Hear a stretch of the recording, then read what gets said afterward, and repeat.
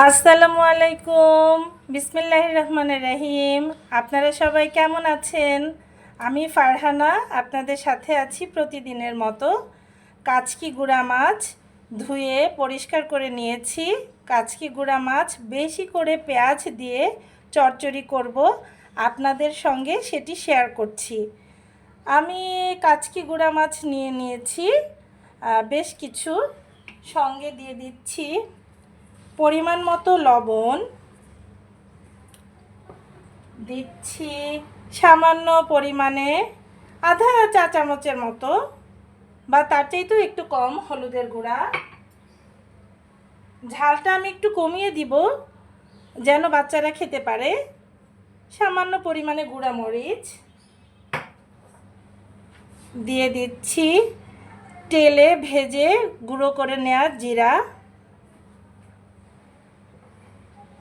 দিয়ে দিচ্ছি, চা চামচের 1 চামচ রসুন বাটা দিয়ে দিচ্ছি, বেশি পরিমাণে পেঁয়াজের কুচি,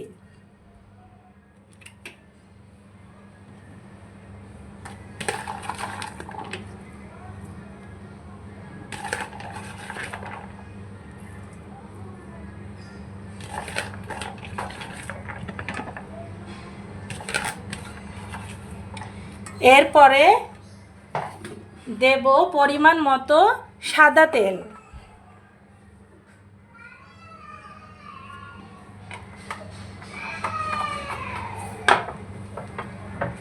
হাত দিয়ে ভালো করে মেখে নেব। হাতে মেখে কাচকি গুঁড়া মাছটা চচ্চড়ি করব।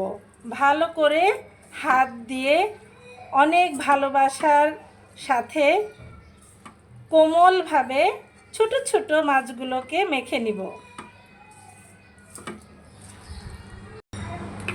এবার দিয়ে দিচ্ছি হাত ধোয়া পরিমাণ মতো পানি।